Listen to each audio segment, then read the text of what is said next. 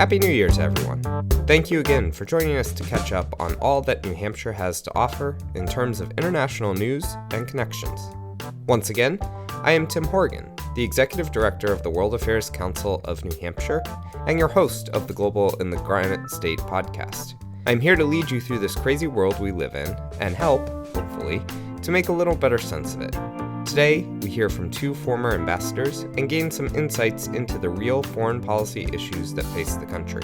We also get the opportunity to learn a little bit more about the pathway one New Hampshire citizen took to becoming an ambassador. If you're ready, here we go.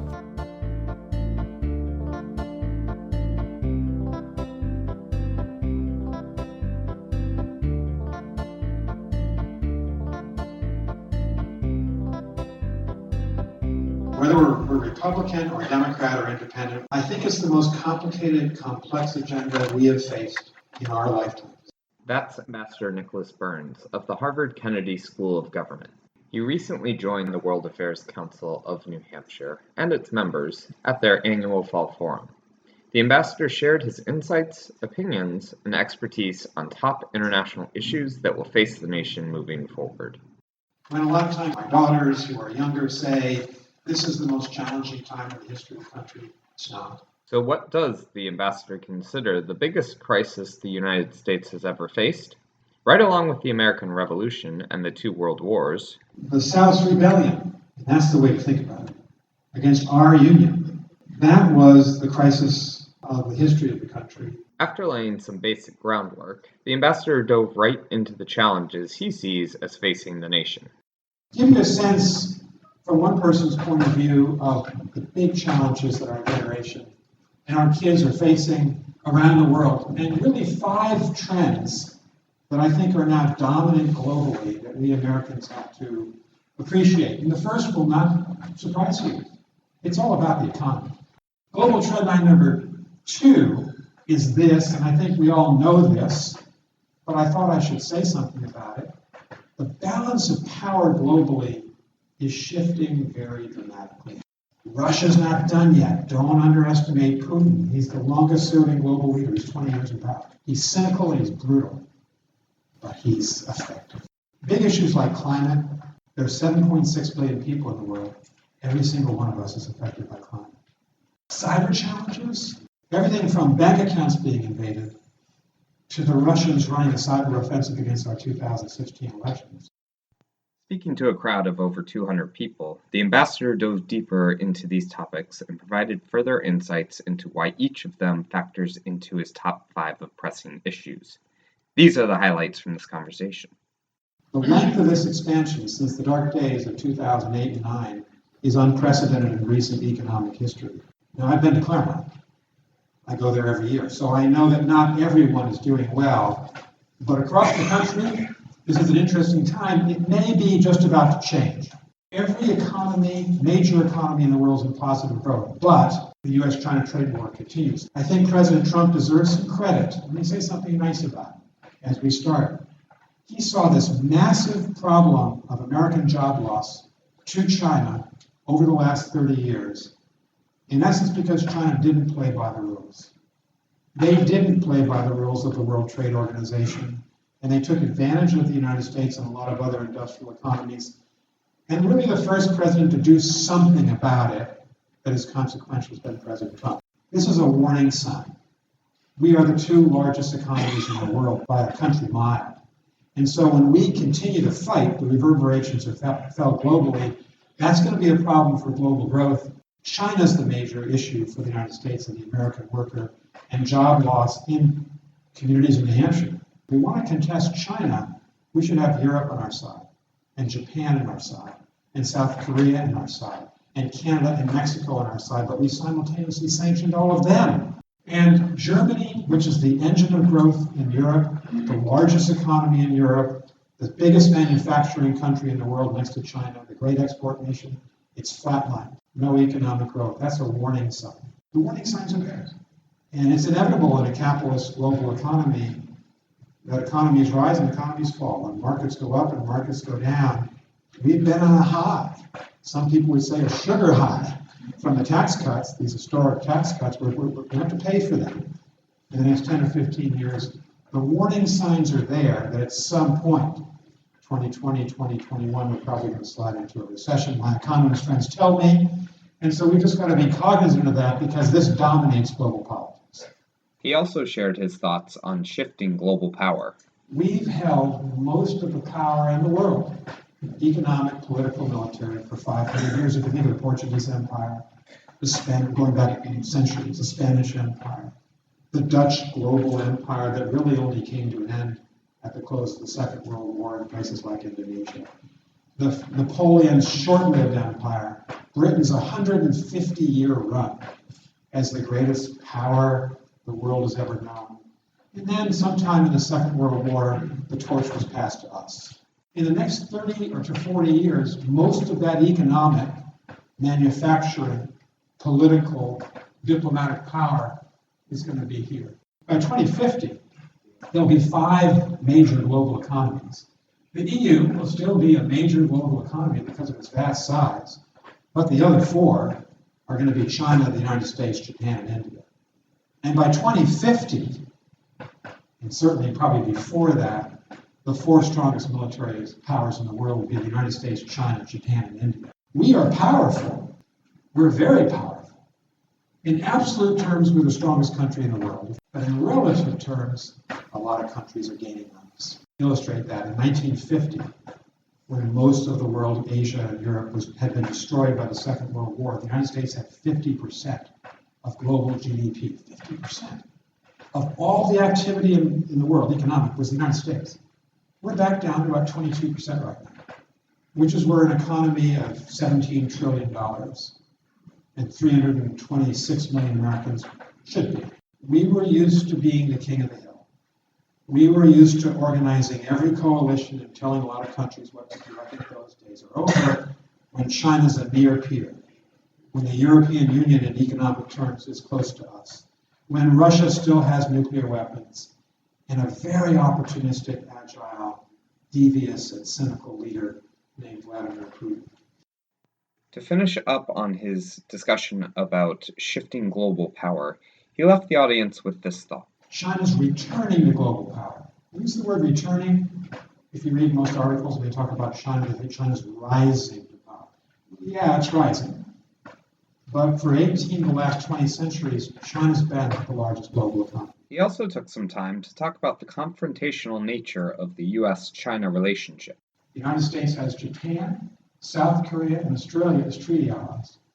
We have New Zealand, and we have the Philippines, and we have Thailand, and Singapore, and Malaysia, just to name a few, as security partners.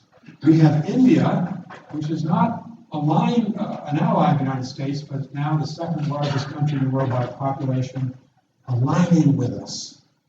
Because everybody wants to limit China.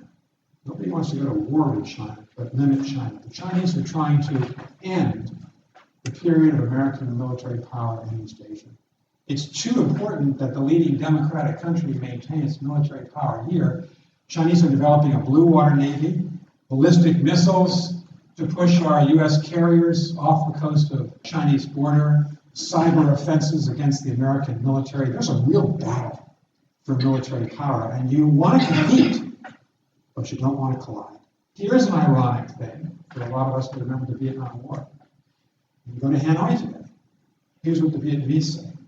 We did fight you for 13 years, but we've been struggling against Chinese power for 1,000 years. Please return your navy to Canton Bay.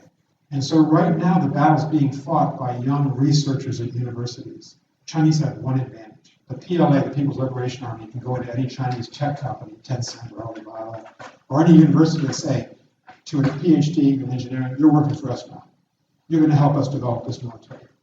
And quite appropriately, Mark Esper, the Secretary of Defense, cannot go to Google or Amazon or any other American tech company and say, you're working for us. Google has to decide on its own it's going to work for us. And that has put the Chinese probably in the lead in this battle for technology dominance. And there's one thing that we Americans, because we're a democratic society, we don't want to submit to an authoritarian society, and all it represents, we don't want to be number 2 15 or 20 years from now, because then they dominate. that we have enough self-confidence in our system, in our belief in democracy, that we're willing to say to the Chinese, we're going to live in peace with you, but we're going to defend democracy as you try to weaken it, as Russia tries to weaken it. And right now, I have to tell you, we're not in this battle. The ambassador also spoke about several international issues that will affect us all, here and into the future. For the first time in human history, every single human being on Earth is being affected by climate. We're the only country that has a significant number of leaders in the country who don't believe in the science. Of the 1,300 global scientists, I'm an acceptor of the science. If we don't organize the world on climate, we're going to pay for it very soon. Our kids will, and our grandchildren will. To get off carbon by 2040 or 2050, it's not too late. To use our engineering power to think about a clean energy future. President Obama and President George W. Bush, by the way, were all about that. President Bush was putting billions into research on this. Battery research, solar power, wind power. George W.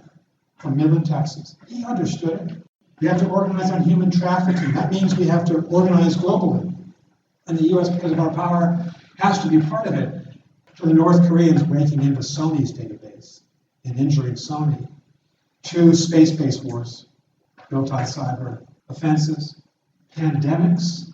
We got really lucky with Ebola 5 years ago. Really lucky that it didn't spread into Nigeria from Sierra Leone and Liberia and Guinea. If you'd gone into Nigeria, that's 90 million people, then it races around the world and it reaches Manchester. So with all of these challenges here and around the world, what are some of the solutions? It means you can't just stay at home if you're a great power. You can't dig a moat around the country and build walls to separate ourselves from our neighbors and pull up the drawbridges and say it's 1819 again. We've had a bipartisan consensus where every Republican president since Eisenhower and every Democratic president since FDR and Truman has basically said, we need to lead. We need our military to be strong. We need to have alliances. What's American power based on? It's based on the fact that we have these East Asian allies. It's based on the fact that Canada and 28 European countries were in the NATO alliance with us. Our alliances magnify our power. Our alliances make us bigger and stronger, and it divides the work.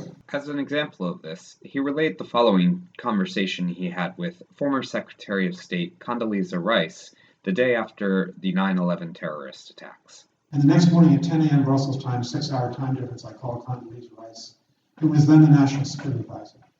She'd been up all night. Of course, we've been attacked. We lost 3,000 people. We're trying to figure out the response. I said, Condi, I'd worked for her before. I said, Condi, the Allies want to invoke Article 5. She said, go for it. I said, thank you, but I need the President's permission because when we invoke Article 5, that's a declaration of war against Al-Qaeda. She said, go for it. I said, but Condi, I really think it's an act of war. I personally feel that I need the President's, and she cut me off. She said, go for it. I said, I'll take that as the President's personal instruction. Well, go for it. And I was just about to hang up the phone and go down and vote around the NATO table to go to war against Al-Qaeda when she said one more thing. She said, it's good to have friends in the world. Wow. When the chips are down, when we've been attacked, 3,000 people dead, the Twin Towers fallen, the Pentagon attacked, everybody came to our rescue. Everybody signed up. And they didn't flinch. Within an hour or two, we had everybody signed up. They all went into Afghanistan with us. They're still there today. The Germans, the French, the Dutch, the British, they've suffered 1,000 combat deaths. He had the opportunity a little while ago to moderate a discussion with former Secretary Rice and asked her this question. I asked her the following question. What do you worry about? The question I thought I was asking was, are you worried about Kim Jong-un, North Korea going nuclear, Iran? Are you worried about Putin? What are you worried about?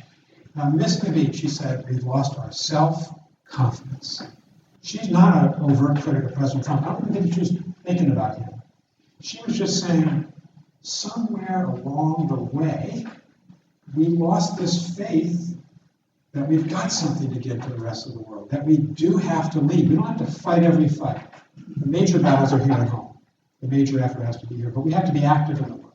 And I have never forgotten that. We need to get our self-confidence back in both of our parties, all of us as citizens, to believe that America has something to offer the world. As is the case with many international discussions, the ambassador had this to ask of the audience. Have I thoroughly depressed you? Fortunately, he had a few points of light to share. The world has lifted more people out of poverty in the last 40 years than any other previous time. I think the newspapers should be obligated to put this on the front page once a month just to make us feel that we're making progress. We're making progress here too. We have not eradicated the global disease since smallpox. And within 2 to 3 to 4 years, we will eradicate polio. We can do great things. HIV is now more a chronic illness where people can live lives, good lives, not a deadly illness because of the presence of antiretroviral drugs. That's the goodness of faith-based groups, of the US government, of the EU, aid to people to purchase these medicines. The rise of women. It's not happening everywhere. It's probably not happening to any great extent, although limited in Saudi Arabia. It's not happening, unfortunately, there are 1.6 billion Muslims in the world with 7.6 billion people. Not happening in wide swaths of the Muslim world. It's beginning to happen here. The young men in my class, as well as the young women, say this is the door we can push open, and women can rise to true positions of leadership in our society. And the promise of technology always shows up in this poll. The ambassador finished his remarks by quoting Winston Churchill in 1943, speaking to a graduating class from Harvard Yard. You want to be great? You are now the greatest country? You have to have a sense of responsibility. Use the power wisely. Churchill knew the isolationist America of 1937, 38, 39, 40, 41. And he knew that the United States had this isolationist gene in its national DNA. The America First movement, by the way, title expropriated by the president. The price of greatness is responsibility, and that's what he went on to say. One cannot rise to be, in many ways, the leading community in the civilized world without being three things: involved in its problems, convulsed by its agonies, and inspired by its causes. We thank Ambassador Burns for taking the time to come and speak to the World Affairs Council members and supporters. We also want to thank the Harvard Kennedy Club of New Hampshire, as well as the Fulbright Association for supporting this wonderful event. To find out more about these and other great events, please check out our website at www.wacnh.org.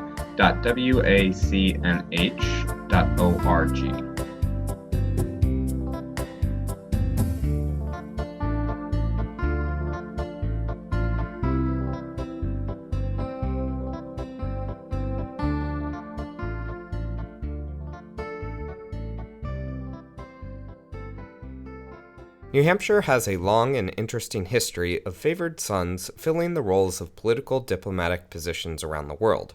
Since John Granite was appointed ambassador to England by Franklin D. Roosevelt, the state has had at least 9 ambassadors call New Hampshire home at the time of their selection. This includes Bow resident, Ambassador Dick Swett, who was kind enough to share his time and insights with us.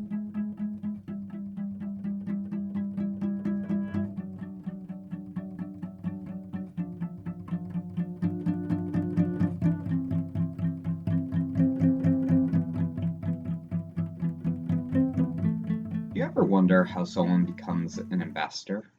There certainly are a number of routes that a person can take to obtain one of these prestigious positions, whether through a career in the Foreign Service or being successful in other industries.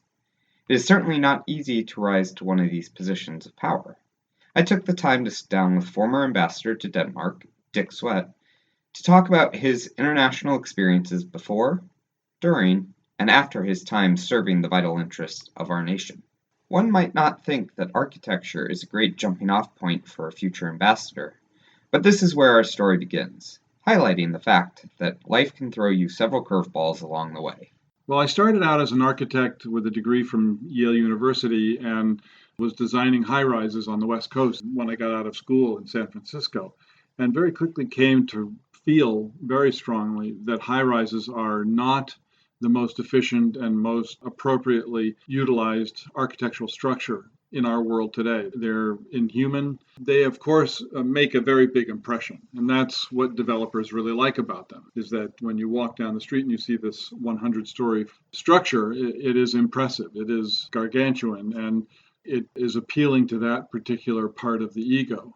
When you look at how it operates and what kind of impacts it has on the environment, it's not a very efficient or effective structure.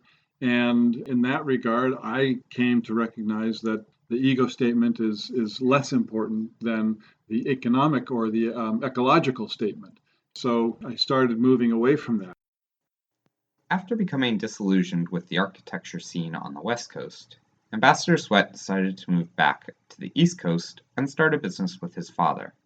Here he was able to marry the two passions of his, design and environment, into one career. My father was starting to build what were at that time called purple machines, which were power plants that were utilizing renewable energy that had been fostered by and promoted by the Carter administration back in the late 70s and early 80s. Those power plants were primarily in the Northeast, being driven by biomass, wood chips, natural gas, cogen, and combined cycle type technologies. And I came back to the East Coast with the intention of building a community around a wood-fired power plant that would supply electricity and heat to the community that surrounded it, while purchasing its fuel from within a 40-mile radius. So it was all keeping the money very local. And the reason that was important is because when you spend $1 on oil for heating your home, or for running your car for that matter, that dollar goes overseas almost entirely. Yes, a little bit pays for the gas attendant and running the local station, but if you're purchasing it from a foreign oil company, it's gone. 90 cents of it is out of the community.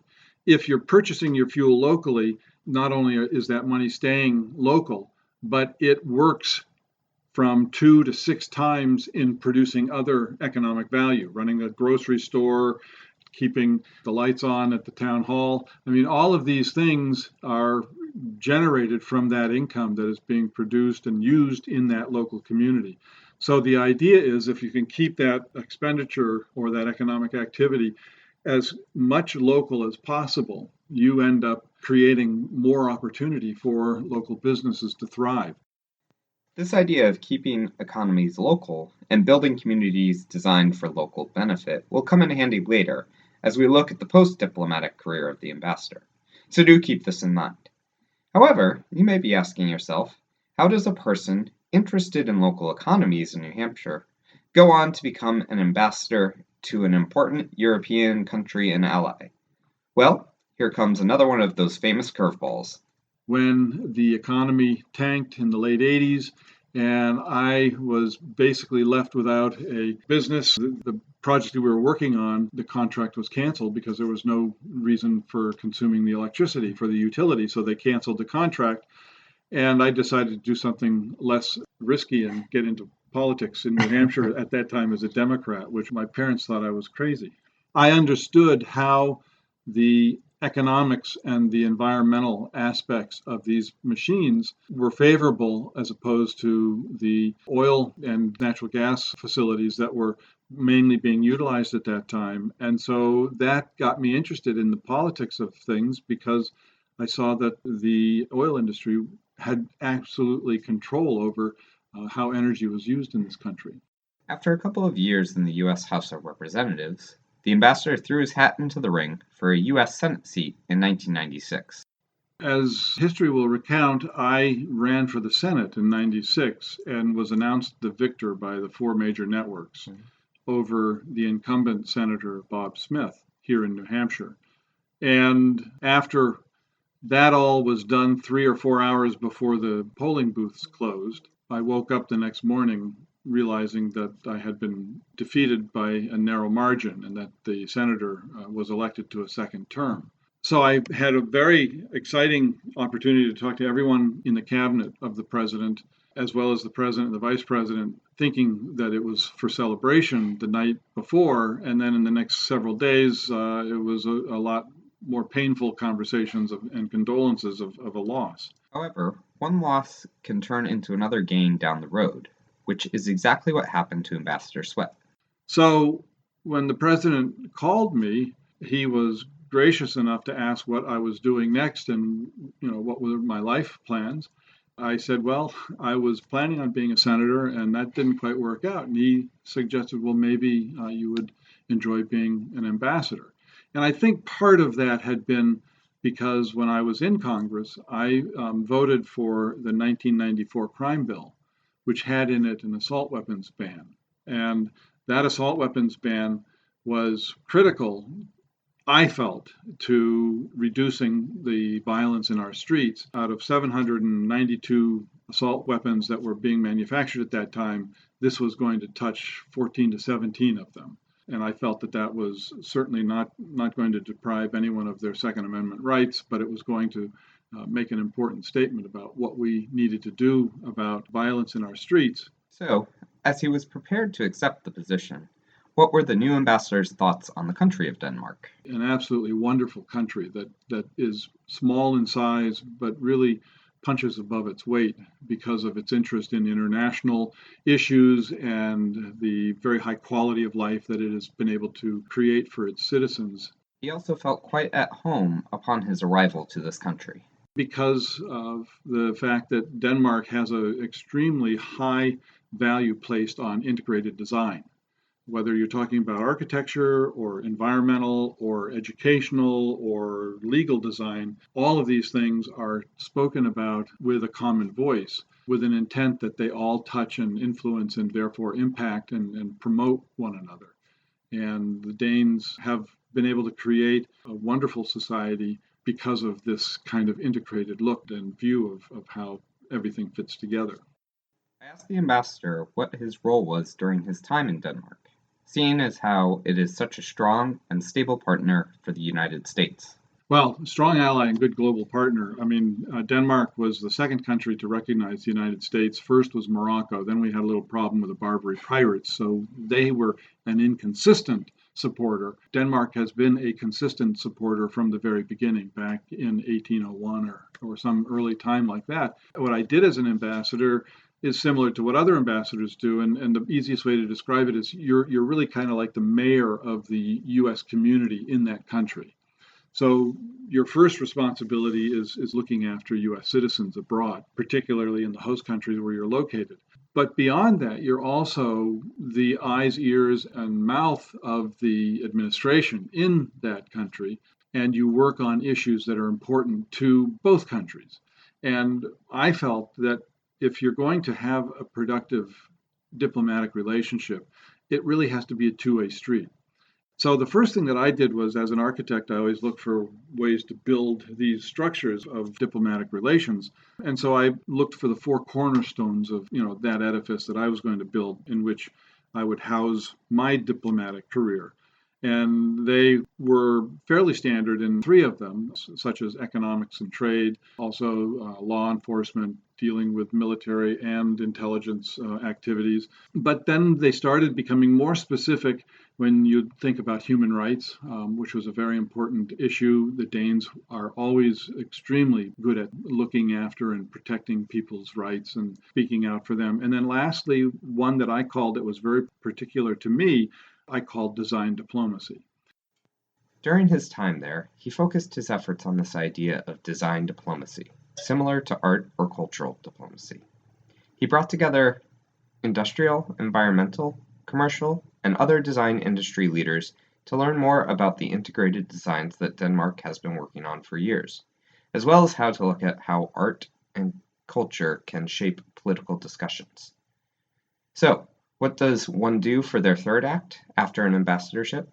Ambassador Swett has built a company here in New Hampshire that is working to implement these integrated design systems that will benefit the environment as well as the local economies he spoke of before. The whole idea is that my partners and I, when we established the company back in 2009, it was established with the understanding that we could have positive impact on climate through economic development that created jobs, so that cleaning up the environment was not going to be always a burdensome responsibility that actually took money out of people's pockets. We believe that you can clean the environment up with existing technology and with new technology that's being developed and make money at it at the same time. So we're really most interested in creating jobs. We have been focusing on creating new communities in emerging economies. The basis for those new communities are created around a profit-driven macro enterprise activity. Typically in emerging economies, that's agriculture, because you're dealing with skill set in the population that is pretty minimal. So you want people who can work in the fields. You want people who, once they are working in the fields, they can see that they can move up into ultimately the front office, if you will, or that their children can ultimately move up into the front office. And so we're always very, very mindful of giving people that ability to see into the future, because when you're working in an economy where you're living hand to mouth, either as a subsistence farmer or as, you name it, just a lowly wage earner, $2 a day or slightly above, it's very hard to project into the future. To finish out our discussion, I wanted to know what the ambassador was most excited about for the future of his company and the exciting nature of his work.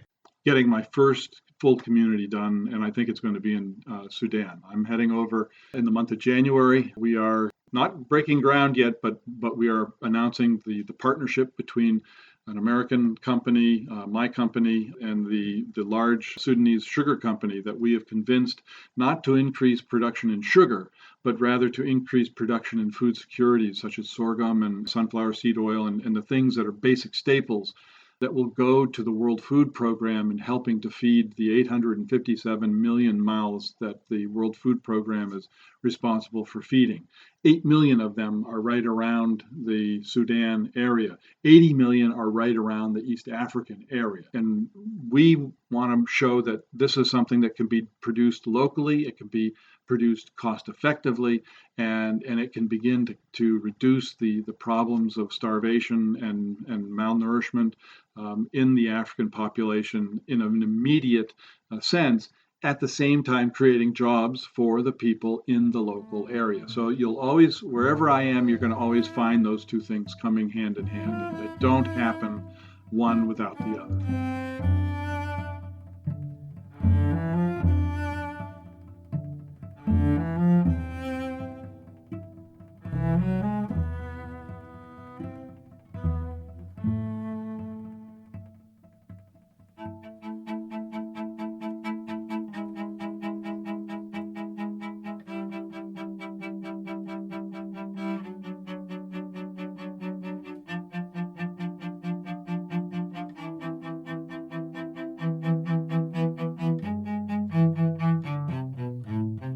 Thank you again for listening to the Global in the Granite State podcast, a program of the World Affairs Council of New Hampshire. We really appreciate you listening and hope you will join us again next month.